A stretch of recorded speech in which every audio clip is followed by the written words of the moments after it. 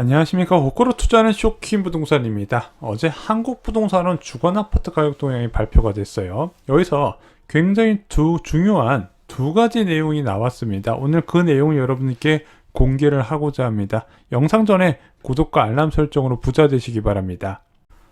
한국 부동산은 통계가 발표되자 언론들은 일제히 보도를 했어요. 수도권 아파트 값이 3년 3개월 만에 가장 많이 하락했다는 부분이죠. 수도권 지역의 주간 아파트 가격 동향에서 마이너스 0.09%예요. 전주 마이너스 0.08%에서 하락폭을 확대했다는 부분이죠.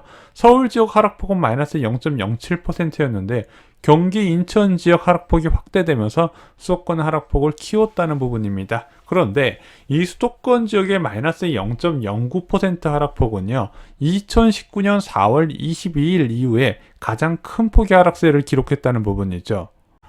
2019년 4월에는 무슨 일이 있었던 걸까요? 그 전에 기준금리 인상이 있었습니다. 2018년 11월 31일 날 기준금리가 1.75%로 올라가게 돼요. 자, 이때 금리를 왜 올렸을까? 국내 내부 요인만으로 올릴 만한 요건이 충족되지는 않았지만 그 당시에 워낙 미국에서 금리를 빠르게 올리다 보니까 한미 기준금리 역전 1%포인트까지는 용인 못하겠다 해서 전격적으로 금리를 올리게 됩니다. 그래서 기준금리가 1.75%로 높아졌는데 문제는 이 시기에 헬리오시티 입주가 진행이 됐던 거예요. 그러면은 이 금리도 올라갔고 입주 물량도 쏟아지니까 1.25% 기준금리 상황에서 형성된 전세 가격이 일제히 무너졌더라. 시작은 송파구하고 강남에서 시작됐는데 이게 수도권 전역으로 확대되어 나갔다는 부분이죠. 자, 그래서 2019년 1월부터 5월까지 약세가 지속됩니다. 자, 그런데 이 약세가 오래 지나지 않아서 상승세로 반전이 되고요. 2019년 4분기에는 급등세로 전환이 돼버려요. 왜 그랬을까요? 일단은 잠실 지역 대단지 아파트 이주가 진행됩니다. 그래서 미성크로바 아파트하고 진주 아파트가 이주되면서 전세 시장의 공급 확대에서 수요 확대로 진행이 됐다는 부분이죠. 또 하나, 부동산 시장은 금리와 밀접하게 연관이 되어 있다 말씀드렸는데 이때 긴축이 종료가 되어버립니다. 미국과 한국의 금리 인상이 종료되고 금리 완화적 통화 정책으로 전환이 돼버려요. 야, 원래 2019년에 금리를 많이 올릴 줄 알았는데 그게 아니라 오히려 금리를 낮춰버렸다는 거죠. 그래서 부동산 시장 참여자한테 그동안 있었던 생각 중 하나가 긴축에 대한 공포였는데 그것이 완전히 사라져버리면서 이때부터 정부의 규제가 먹히지 않고 풍선 효과가 나타나기 시작합니다. 규제를 안 한 지역만 골라서 올라가는 거예요. 어쨌든 이 시기가 문재인 정부의 유일한 수도권 집값 하락 시기입니다. 자, 이렇게 하락할 수밖에 없었던 이유가 있었죠. 역전세난을 위한 세 가지 조건이 모두 충족이 된 겁니다. 기준금리 1.75% 이상이 유지된 상태에서 대규모 입주 물량이 쏟아졌고 2년 전 대비 낮은 전세 시세가 나오다 보니까 집주인들이 어쩔 수 없이 팔아야 되는 환경이 펼쳐졌다는 거죠. 일반적으로 역전세난은요, 겨울방학 때 많이 일어난다. 이건 기본적으로 알고 계시는 게 좋습니다. 자, 문제는 지금 역전세난 상황만큼 집값이 빠졌다는 거예요. 근데 지금은 입주 물량이 늘어나는 시기가 아니죠. 그런데 입주 물량이 많지도 않고 오히려 공급 가뭄 시기였는데 기준금리가 워낙 많이 오르다 보니까 부동산 시장을 초토화시켜버린다는 부분이죠. 왜냐하면 지금 시중에 자금이 빠르게 예금이나 채권을 옮겨가고 있다 보니까 부동산 얼른 팔아서 장기채 사야지 이런 공급이 늘어난다는 부분이에요. 반면에 이렇게 싸게 팔려고 내놔도 실제 수요자들은 대출금리가 높아서 엄두를 못 내고 있다는 부분이죠. 그러다 보니까 공급자, 수요자 모두 다 향후 집값이 떨어질 것을 예상하고 집값이 지속적으로 빠지고 있다는 겁니다. 문제는 이런 상황에서 역전세난 충격이 시작되면 어떻게 될까요?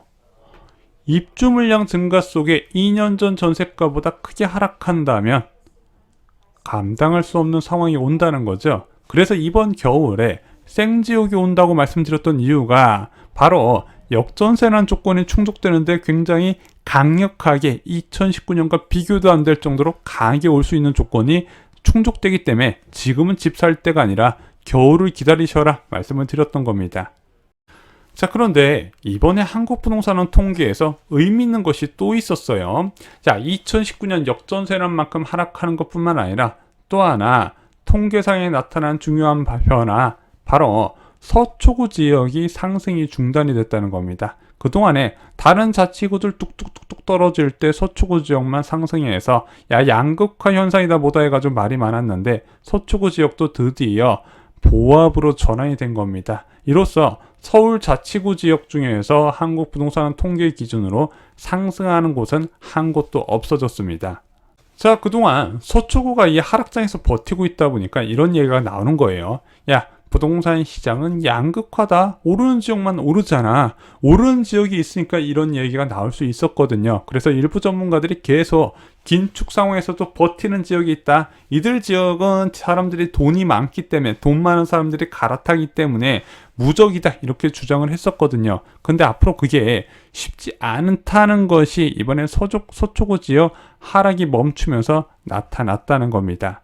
근데 서초구 지역이 그동안 하락하지 않고 버티는 이유에선 다른 이유가 있다고 저희가 영상에서 제작을 드렸죠. 왜냐면은 일반적으로 집값이 떨어지기 위해서는 기본적으로 전세 가격부터 하락한다 말씀을 드렸습니다. 전세 가격이 부동산 시장에 그만큼 큰 영향을 줘요. 그래서 지금 집값 많이 하락하는 지역 보면 공통적으로 전세 가격이 고점 대비 많이 떨어진 지역이죠. 그래서 서울의 신축 아파트 같은 경우는 매매가 대비 전세가율이 50%보다 낮을 수는 없거든요. 그럼 전세가격이 떨어지면 매매가격도 자연스럽게 떨어지는 구조다. 반면에 서초구 지역이나 그동안 강남 일부 지역에 버틸 수 있었던 건 무엇이다? 전세값이 높게 유지가 됐었는데 전세가격이 왜 높게 유지가 됐다? 바로 재건축 이주 수요 때문에 그랬죠. 그래서 작년 하반기부터 재건축 이주 수요가 몰려버리면서 전세와 매매 가격을 동반 상승시켜 버렸어요. 왜냐면 이주하는 사람들한테 10억대로 이주비를 지급해 버렸단 말입니다. 감정평가 금액에 투기과열 지구니까 40% 지급했는데 그게